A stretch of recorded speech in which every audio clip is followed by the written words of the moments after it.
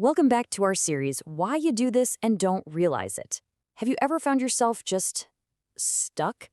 Endlessly tweaking a project, chasing this idea of perfect that you can never quite seem to catch.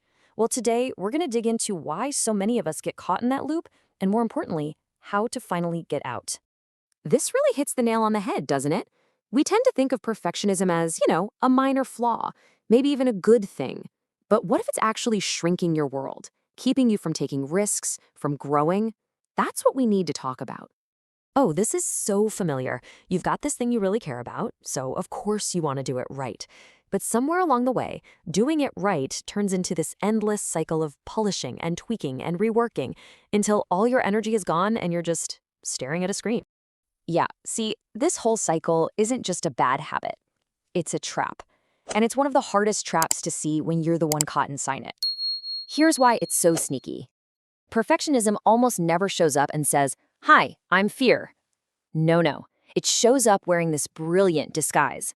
It tells you you're just being disciplined, that you have high standards. It flatters you while it's holding you back.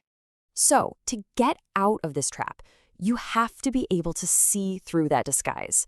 And that really starts with getting one crucial difference straight in your head. The difference between trying to achieve excellence and trying to protect yourself. Let's break this down. The pursuit of excellence is about the work itself. It's about doing a great job and then moving forward, right? It's about growth. Perfectionism, it's not actually about the work. It's about you. It's about protecting your self-image from any hint of being seen as flawed. One creates progress, the other creates paralysis. This is the million-dollar question we have to ask ourselves. I mean, if it's a defense mechanism, what's the threat? What is it actually defending us against? So what is it that we're so terrified of? Well, it usually comes down to some version of this: the fear of being judged, the fear of getting it wrong, of being criticized, of looking like we don't know what we're doing. We'll do almost anything to avoid that sting of a public mistake. And here's the really deep part. We start to tie our work directly to our sense of self-worth. So an imperfect project doesn't just feel like a flawed document or a shaky presentation. It feels like proof. Proof that we are imperfect, that we aren't good enough. And that is such a heavy burden to put on any single piece of work. Okay, so now that we can see what's driving this whole thing, let's get real about the price we pay for chasing this idea of perfect. You know how people say in job interviews, "My biggest weakness is I'm a perfectionist." Let's just be honest with ourselves. If your so-called high standards are keeping you from actually finishing things and putting them out into the world, it's not a strength. It's a very sophisticated form of avoidance. And this is the great disconnect, right? From the outside, you might look super dedicated, driven, and serious. But what does it feel like on the inside? It's exhausting. It's this constant low-level tension, always scanning for what's wrong, never ever feeling like you can just relax.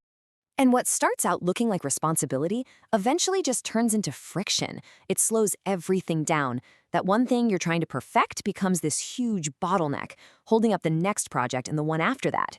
Pretty soon, your progress just grinds to a complete halt. Okay, so we get it. It's a trap, it's driven by fear, and it costs us a lot. So, what do? How do we actually break the cycle and start finishing things? Well, it really boils down to a 3-step process. And this isn't about throwing your standards out the window, not at all. It's about shifting your whole approach to be smarter and honestly way more effective. Step 1, you gotta get honest about the fear. Stop telling yourself, "Oh, I just want this to be great." Instead, ask the real question: what am I actually afraid will happen if this is just good enough? The answer to that question, that's where you'll find the real reason you're stuck. Next up, you have to define the finish line before the race even starts. See, perfectionism loves ambiguity. If you don't decide what done looks like from the very beginning, your brain will always find one more thing to fix. You need to set a clear, concrete target. Your job is to hit that target, not to polish it forever. And finally, you just have to practice. Finishing is a muscle, and you have to build it. Every single time you release something that feels imperfect and you survive and the sky doesn't fall, you give your brain new evidence. You're proving that the old lie, the one that said perfection was the only way to be safe, was never true. And breaking this cycle, it does so much more than just make you more productive. It really changes how you show up in the world. Think about it. Perfectionism isn't just a barrier to progress, it's a barrier to vulnerability. As long as something's a draft, it's safe. It can't be judged. The moment you call it finished, you're opening yourself up to feedback. You're being vulnerable. And perfectionism is a way to avoid that feeling for as long as possible. And staying in that almost ready state, it has real costs. We're talking about lost opportunities, the promotion you didn't go for, the business you never launched, the idea you never shared.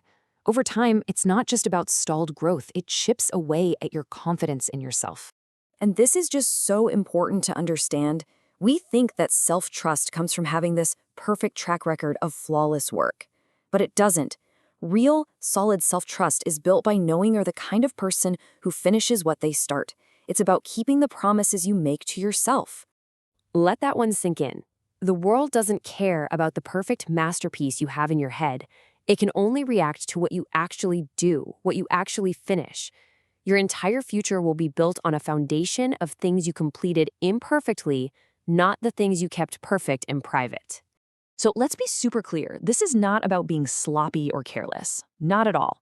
The goal here is to stop confusing high quality with fear. The goal is to get to a place where your work is freer, where it's more authentic, and most importantly, where it's done. Because that's what builds momentum, that's what builds trust, and that is what builds a bigger life.